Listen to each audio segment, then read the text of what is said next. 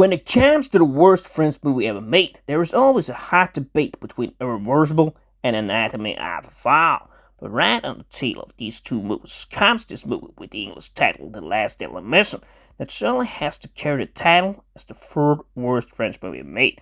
The movie is about this disgraced cop that time and time again is reprimanded and his good status is sent in a bad light, where he in the beginning of the movie hijacks a bus in a very bad drunk state, and because of that is taken off a high-profile murder case.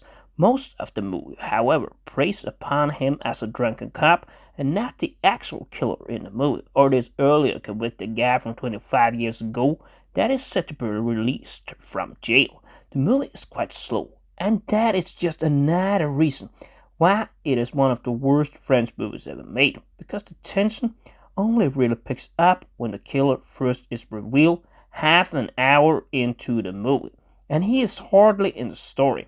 What is in the story is this badass cop's behavior, his persistent need to go against his bosses and try to gain the help of this female colleague that in the end goes against him, and the only backup he really has by the end is this woman Justine that puts her trust in him to protect her from this killer about to be released. Of course, as the story is more about the earlier killer, that is somewhat natural. Nevertheless, they could have gotten closer to finding out what happened and who was the killer a bit earlier.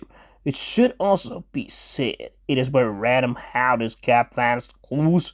Suddenly, he has dead smart taste when he is drunk and visualizes everything, and he gets the random idea that every kill that was made, there was a pet involved that was not killed, so the guy had to be an animal lover, and he had to work at this animal retreat. You know where people send their animals when they go away on holiday, yes? What are the odds of that? Seems very random to me. Of course, it could just be a way a homicide cop would work, but nonetheless, some of these theories are so wild to combat that it just does not make any sense. And it questions the real nature of this movie. The movie sadly takes on this deep, sinister, emotional investigation thriller element where it is mostly about what you feel, what is burning inside your mind. Of course, that does not mean we see some tension in the movie, but it is not there for a large part of the movie. In addition to when they find the killer, it is of course also tense during the shootout and when the killer dies. Of course, they do not take it any further, and this cop is disgraced again because the suspect ended up getting killed. Anyways, he shows up, writes a letter to his colleague and his woman that has put her trust in him, saying he is not a good man. And I hope one day you will understand my actions as he kills this murderer from 25 years ago that raped and killed the mother of the surviving victim as a revenge kill in her name. Naturally, of course, it may have been to try to protect her from being a target from this man, which they might have feared was going to finish the job. Of course, if you like seeing an exciting, clear sequence, a cop getting drunk and clapping a cat for half the movie, then be my guest. Then this movie might be for you. Of course, it is not the case that all these police investigation movies are bad, but I believe when you make a backstory such a central part of the movie, you dig a large hole that you really cannot dig yourself out of. Because the backstory will always be a central part, the most central part, in fact. And then the story with this new killer just plays second fiddle and does not become important.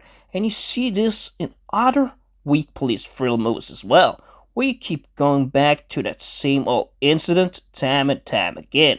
When you then, in addition, try to break in a new story as well, you just make it too far gone and complicated to work.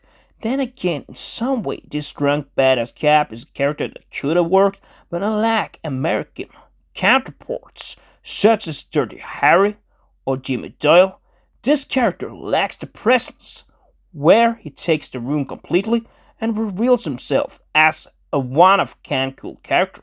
A further comment about the movie is how, like I said earlier, relies on flashbacks in order to tell the story of what Justine, the main female character, saw on that fateful night, as her mother was killed and raped.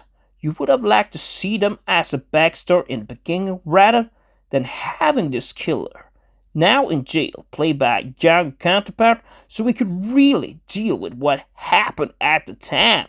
And not some half-cooked movie where we try to focus on one killer in jail and one killer on the loose that is almost not in the story. Then we could have had a better movie and the focus shifted towards one way or the other. But then again, the way they did it just shows how this is simply the third worst French movie made, and I will give this one a 5 out of 10, guys.